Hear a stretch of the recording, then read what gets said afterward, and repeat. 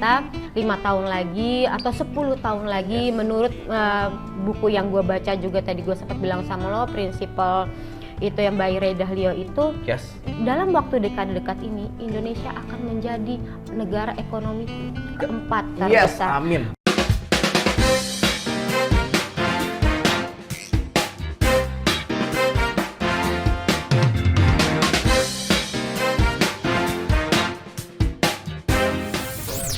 Halo teman kami, welcome back to Kami Berdiri, Koalisi Anak Muda Indonesia Berani Jadi Menteri.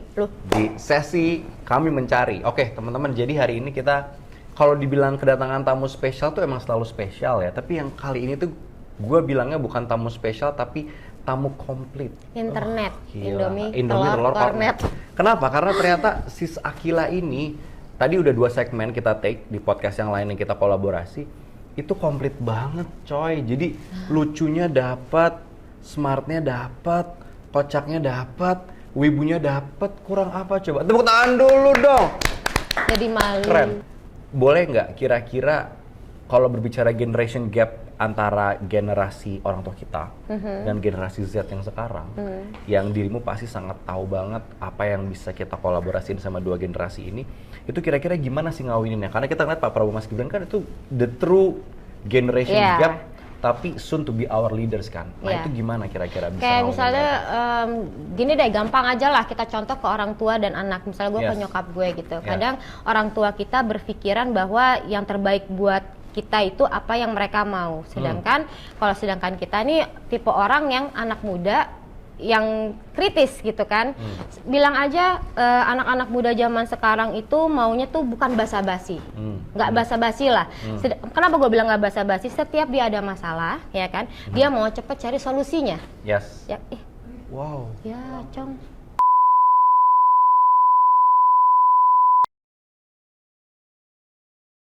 Oke, Siskila. Jadi kalau kita berbicara sekarang itu lagi hype banget yang namanya istilah Gen Z sama milenial ya. Itu kan menunjukkan suatu generasi. Kalau kita lihat pemimpin kita nih, yang soon akan memimpin kita semua, Pak Prabowo dan Mas Gibran, itu representasi dari 2 generasi yang gapnya cukup panjang. Jauh banget. Kalau kita lihat paslon lain kan deket-deket ya. Kayak kita menyokap gitu ya. Itu dia. Kalau kita komunikasi sama orang tua kan kadang suka gimana gitu ya. Nah itu gimana? Membayangkan kita dipimpin sama 2 orang yang luar biasa ini. Kita berikan contoh kehidupan sehari-hari kita di rumah aja deh. Misalkan kita sama orang tua kita mau yang terbaik untuk kita. Pendapat orang tua kita pasti yang terbaik untuk kita. Dan bagaimana cara kita menyampaikannya aja. Bagaimana kita bisa membuat orang tua kita ini luluh bahwa ide dan gagasan kita ini sebenarnya bagus juga kok. Nah, bagaimana dengan cara santun? Ya seperti politik yang kita lagi dalamin damai dan santun, ya kan? Nah, itu bagaimana cara kita berkomunikasi yang baik sih sebenarnya. Dan juga untuk generasi milenial dan Gen Z itu menurut aku ide-idenya bagus-bagus. Maksud aku anak-anak zaman sekarang tuh pinter-pinter banget. Hidden gem ya, parah ya. Dan menurut gue pasangan presiden capres kita Pak Prabowo dan Mas Gibran tuh cocok banget.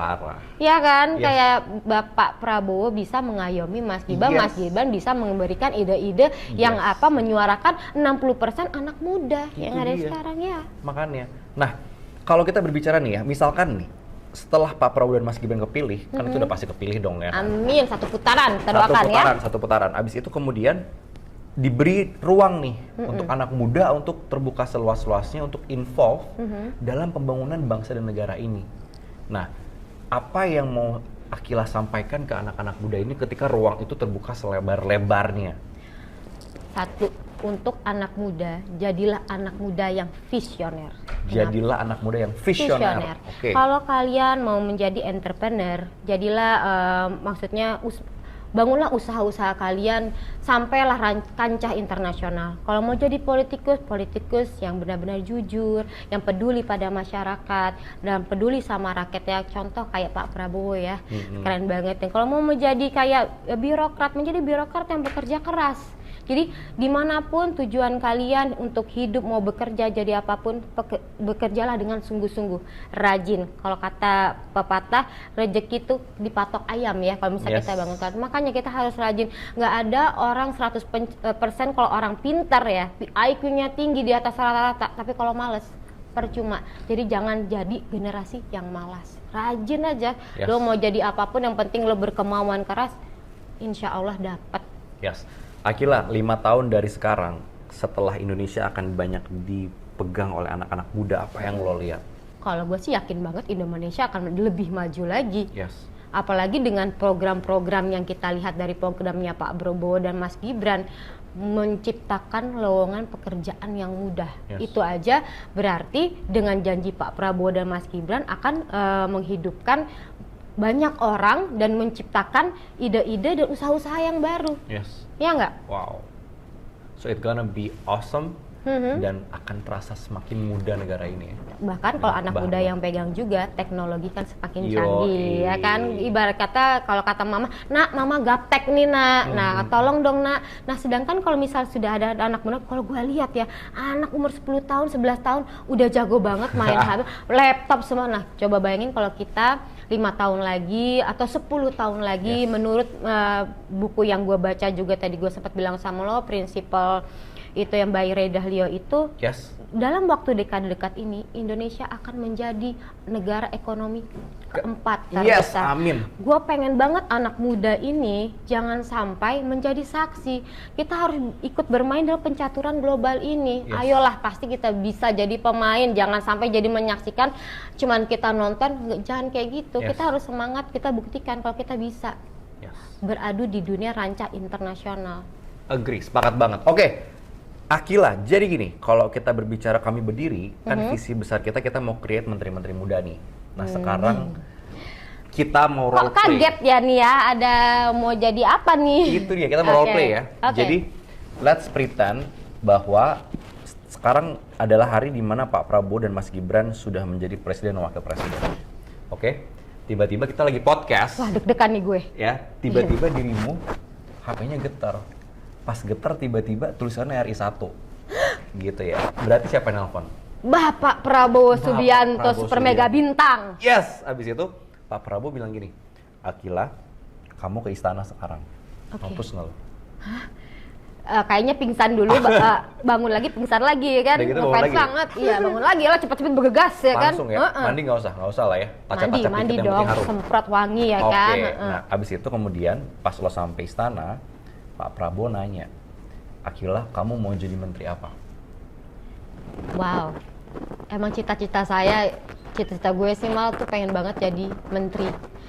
Serius? Iya, jadi kalau ditanya, cocok banget emang. Ada cita-cita pengen jadi presiden tadinya, tapi kan memang nantilah, itu masih jauh panjang karena memang perlu belajar lagi, perlu proses lagi. Tapi kalau mau jadi menteri, gue udah tahu pengen jadi menteri apa. Asik, apa tuh? Menteri Desa Pembangunan Daerah Tertinggal. Kenapa? Dari kecil. Bentar. Jangan dulu kenapa. Oke. Berarti lo mau jadi menteri itu ya? Iya. Nah sekarang posisi jarang kan denger. Makanya gue heran, anak muda pengen jadi menteri itu. Tapi itulah Akila Rahmani, karena beda dan emang brilian banget gitu. Terakhir, ini lo harus sampein, lo ngelihatnya ke sana ya, karena seolah-olah di depan ada Pak Prabowo, jangan lihat gue ya. Oke. Lo di depan lo ada Pak Prabowo, lo udah didapuk nih, lo udah dipilih, lo ditunjuk jadi menteri pemberdayaan desa tertinggal tadi. Lo sampaikan ke Pak Prabowo, Pak, saya ingin bla bla bla bla yang tadi lo mau bilang. Gitu. Oke? Siap? Pak. Ya. Ngeliat ke sini, oke. Pak, mohon izin, saya berterima kasih atas panggilan Bapak terhadap saya. Saya siap untuk menjadi Menteri Desa Pembangunan Daerah Tertinggal dengan program yang saya miliki.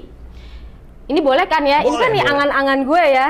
Yes. Angan-angan gue karena saya suka sekali Bapak melakukan perjalanan dinas waktu di berdirinya yang ini lagi duduknya ngasih apa gitu? Di institusi negara yang saya duduki. Saat itu saya menjadi staf khusus kepala BNPT, Badan Nasional Penanggulangan Terorisme, di mana saya melihat potret keindahan alam dari Sabang sampai Merauke Bapak. Dan saya juga melakukan perjalanan dinas ke luar negeri dan saya melihat potret-potret keindahan dari luar negeri yang bisa kita implementasikan ke negara kita NKRI.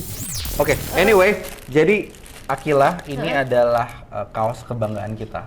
dengan badge atau lencana menteri. Merah putih, merah menambahkan darah kita, putih putih tulang kita. Yes, nah ini semoga one day, bukan semoga sih, kita agree, itu ke situ katanya.